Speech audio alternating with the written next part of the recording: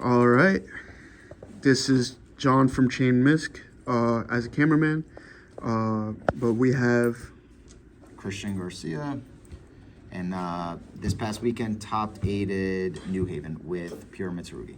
All right. Let's get straight into the profile. Sounds good. All right, so kind of standard here, right? We're playing the new Habakiri here. It's an amazing card, right? It gives that extension that the deck needs, and kind of the consistency that it kind of lacked before without having it. So next, we're playing only one of Murakumo and one Futso. Interesting. We're Question: Did you ever think of playing two of the big guy, the one that blows up the board?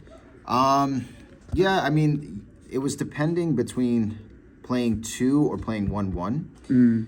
But I really wanted to keep the deck at 40. That way I kind of have like a little bit of a competitive advantage. Like Pure Mitsu is usually typically 42 to 45. So if anybody's asking what my deck count is and letting them know 40, they're almost always going to think that I'm playing Malice.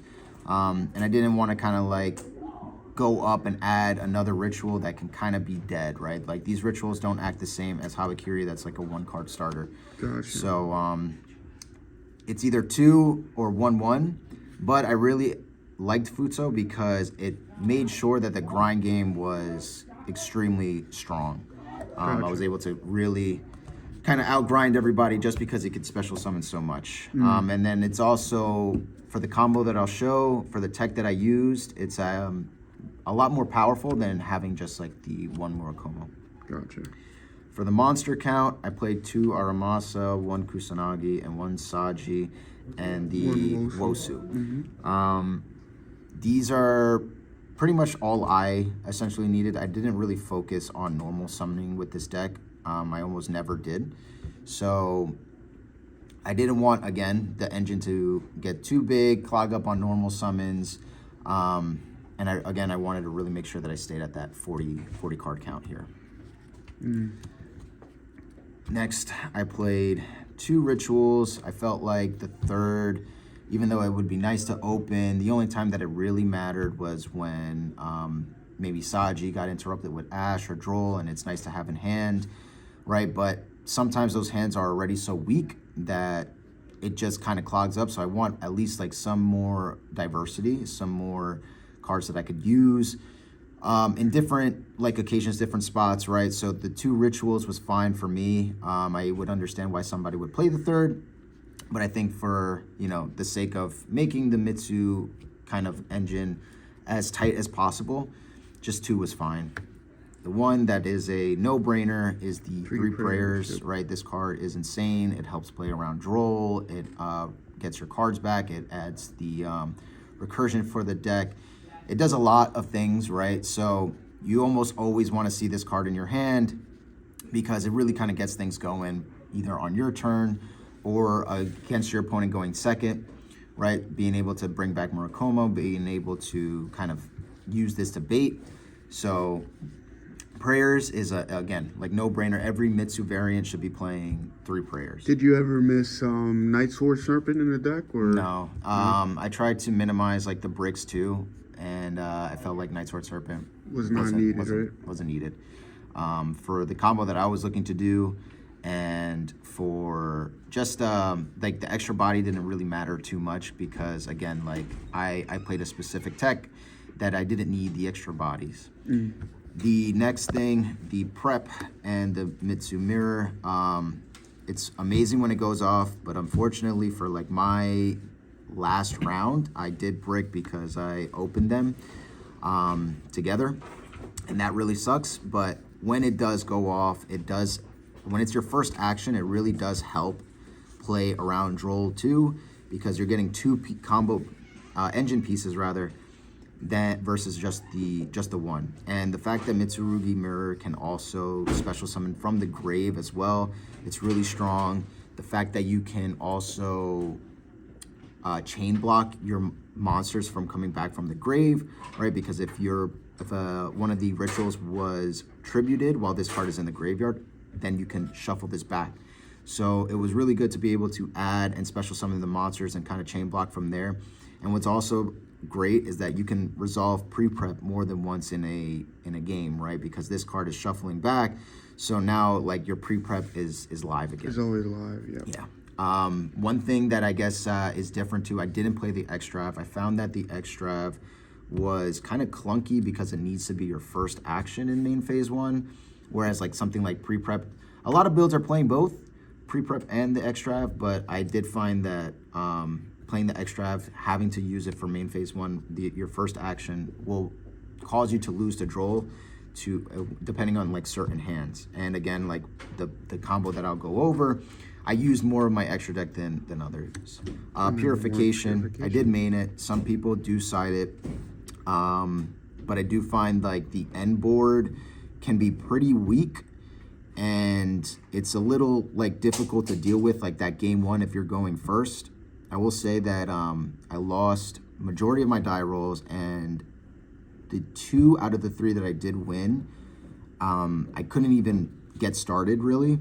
So the purification though kind of allowed me to survive the fact that I mained it, right? So they interrupted me in some way. I said it, I was still able to get a body, and the fact that I had the purification, it was enough to kind of be able to use the Raigeki effect and to be able to use the negate. And then the fact that it also, if they out your cards, it still is able on your turn to banish itself, tribute another monster, and then get your ritual guys back onto the field. So that's a really strong effect also. That's why I also wanted to main it.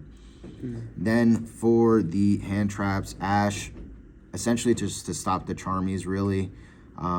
Ash by itself is great when I have my full board, but it doesn't do too much. It's not very impactful.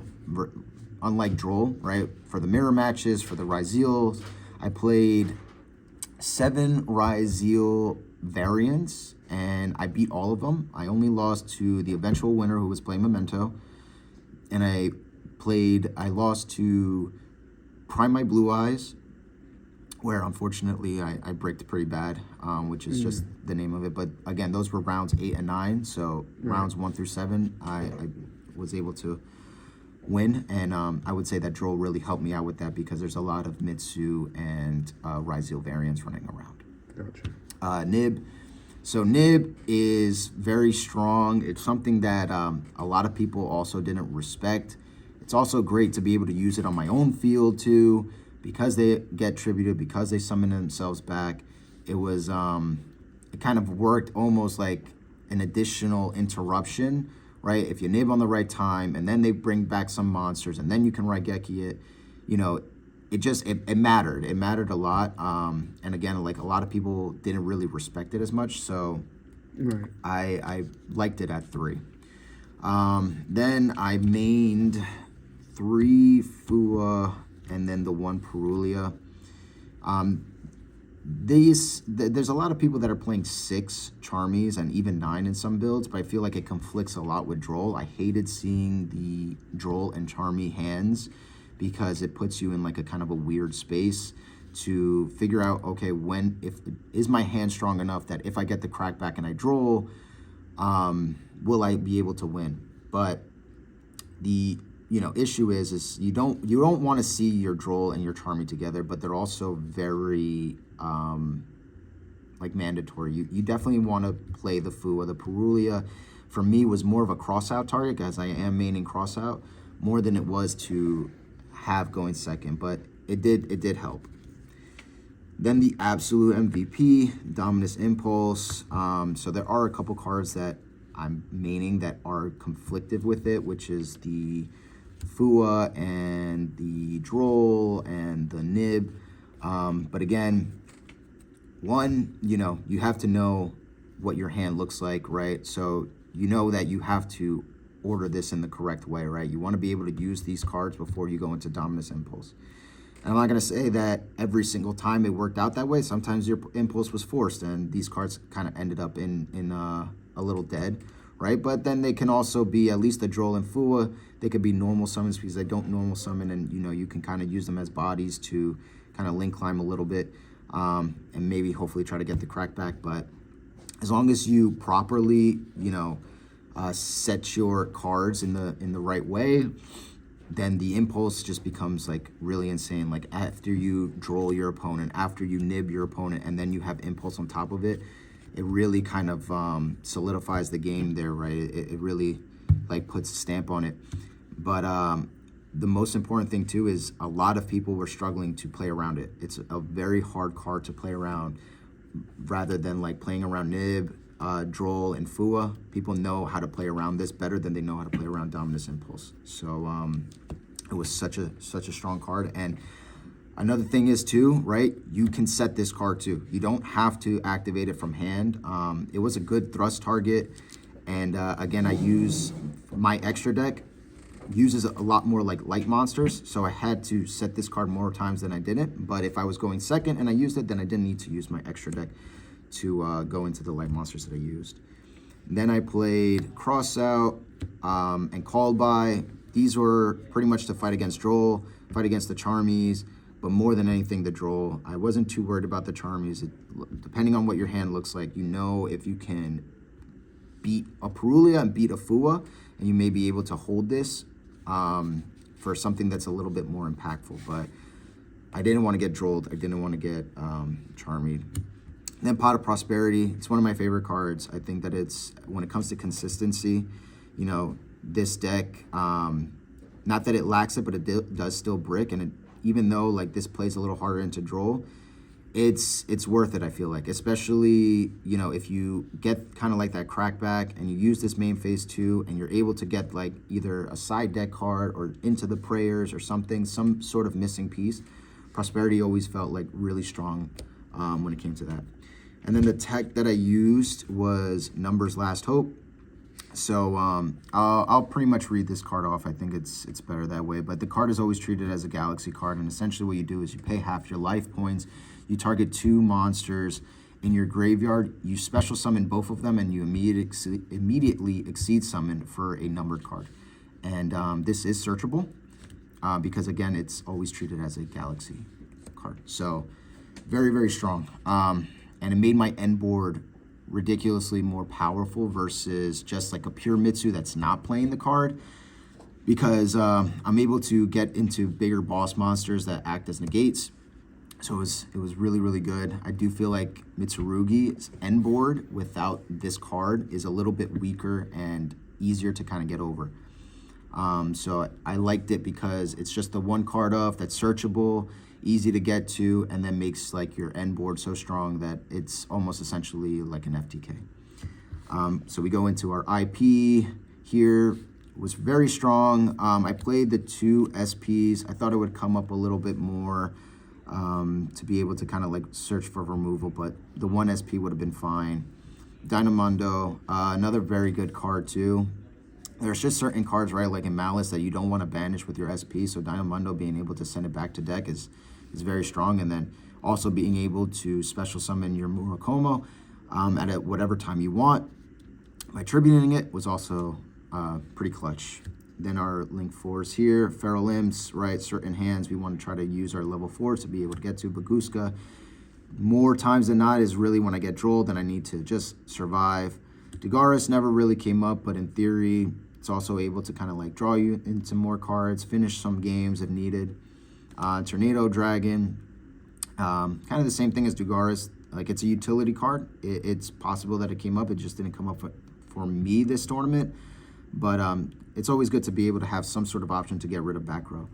Exciton Knight, I love this card, right? I love it going second to be able to kind of reset the field a bit and destroy everything so that, you know, I could kind of come back on the crackback and set up a field that, you know, they're not necessarily ready for.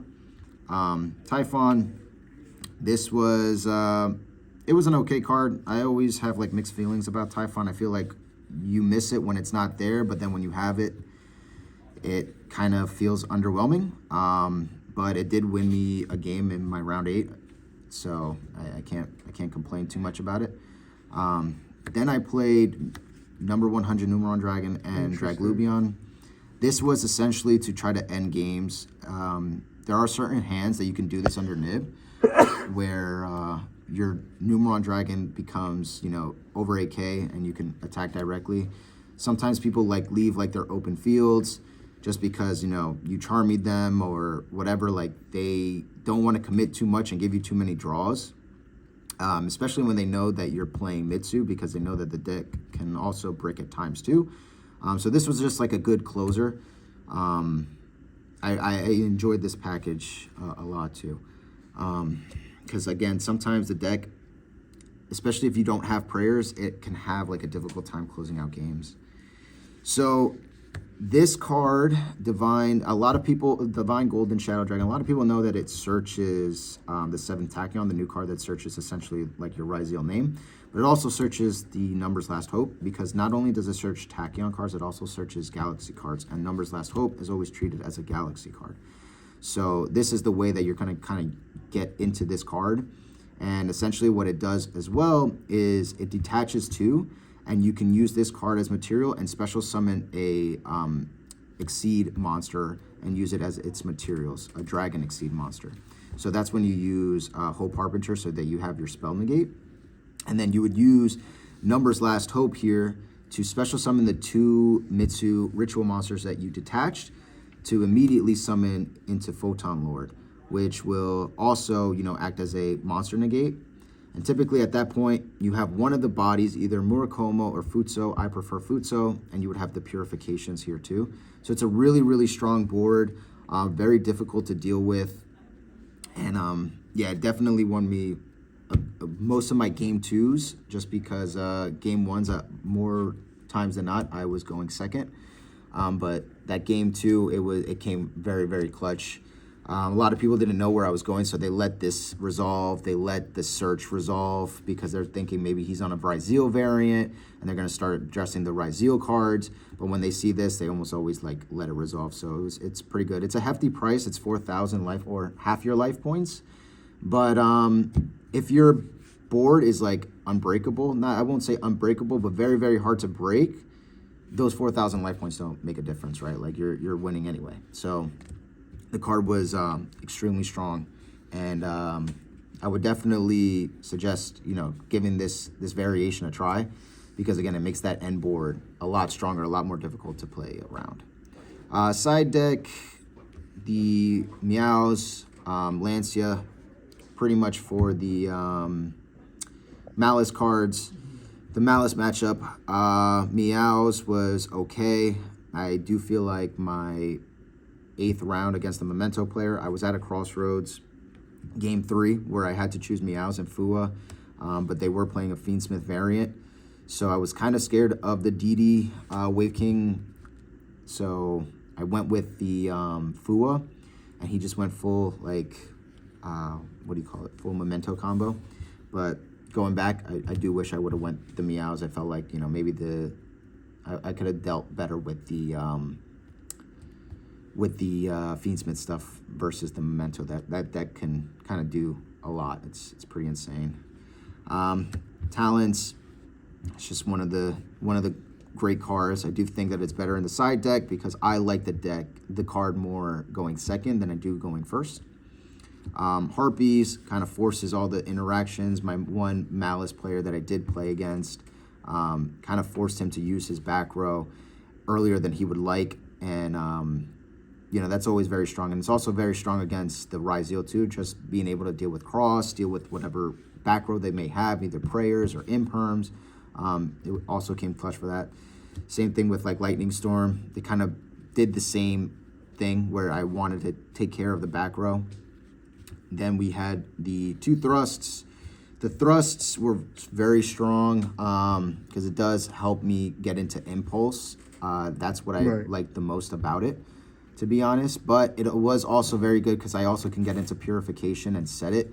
So those duels that I did get drolled, I'll be able to kind of get one of my ritual monsters out there, and then be able to use thrust to be able to set purification. And that was oftentimes good enough for me to be able to survive. Mischief of the Gnomes. Mischief of the Gnomes and Artifact Sanctum. They really didn't come up too often, to be honest. In theory, they're good. Sanctum, you know, good against Malice, good against Crystron. Mischief, good against Ryziel, good against the Mitsus. But yeah, it didn't come up too often. So I felt like Mischief was a little better than Barrier just because it addresses with the combination of the two decks versus Barrier that I'm going to have to choose whether I want to stop them from exceeding or ritualing. So that's why I went with Mischief. But it didn't come up too much. And then Artifact Sanctum, kind of the same idea. All right. All right. Any shout-outs? Shout-outs. Shout out to my lovely girlfriend. She, definitely supports my hobby here. So I got to thank her because she lets me go run away into these tournaments. And we just closed on a home, so we're in a very, very stressful time. So the fact that she let me go out there was very, very nice of her. And then shout out to my two main training partners, Danny and Rudy June. And then shout out to everybody at Saga Concepts, the store, and all the guys who come out here. This is one of those games that, like, we all feed off each other's knowledge. We all show each other different techs, and we learn these matchups together. So it makes it a lot easier when you have, like, a group to be able to kind of do all that. And if you want, we could go over the combo just so that people could see what my end board is essentially looking like. So we'll just start with the 1-card combo, just so that you can see like the possibilities with it. Obviously, the more cards in your hand, the better. But we'll go Habakiri first, and we're going to special summon the Saji. Tribute the Saji. Saji is going to search the ritual. We're then going to activate Ritual to special summon from hand, sending the Aramasa and the Kusanagi. We're going to chain block with the Aramasa to search another ritual name, and Kusanagi targeting the ritual to add back to hand. This is where you kind of get to choose if you want to end with Futso and the other 2 Exceeds or Murakomo. I'm always going Futso because I felt like, the recursion of being able to special summon things back is better. Then we'll go Mitsurugi Ritual to special summon from the deck, getting the Murakomo. Then we're going to go Ame Effect to special summon back and add a card. We're going to add the Mirror. We're then going to go Mirror, tributing the Murakomo to special summon Futso. Then we're going to use Murakomo's effect to special summon itself back and add the Purification. Now, Futso has not been tributed yet, so if they nib here, it's okay, right? Because we're going to get our Futso back, we're going to get a search back, which is more times than not going to be the prayers, and then we still have the Purification, we still have Futso on the board, which is going to be able to get everything back from the grave anyway. But what we're going to look to do here is we're going to go Divine here. Divine is what's going to search for our Numbers Last Hope. We're then going to use Divine's effect to be able to exceed for Hope Harbinger here. Then we're going to go Numbers Last Hope, targeting the 2 cards here and special summon them and immediately exceed summon for our Photon Lord. And then we will set our Purification. So ideally, what we're looking to do is get them to kind of bait or try to bait something, right, so that the Photon Lord would detach, so that now Murakomo's live for Futso, and it's in the grave to be able to Raigeki. We can use the Futso to start adding things back. And the great thing about this too, right, is that the Mirror is also in the grave to be able to chain block your monsters from adding and special summoning themselves back. So if they try to Bell, if they try to Ash, anything like that, the Mirror will be able to protect the Murakomo to be able to special summon itself if you're not going like the Futso route. So something to kind of like keep in mind too. You don't want to forget to add this card back, right? Because it makes your pre-preps live again. But yeah, that's the deck profile. That's the combo. All right. Thanks a lot, man. Are we going to see you at Nats this year? Nats, you will definitely see me. It's that's what we do this for. We do this to win. So we're trying to come back and we don't know what we'll play then, but definitely be there, and that's. All right, thanks a lot, man. Thanks for having me, guys. Appreciate you. All right, make sure you guys like and subscribe. Hit the post notification bell for when we post. And we'll see you guys in the next one. Peace. Have a good one.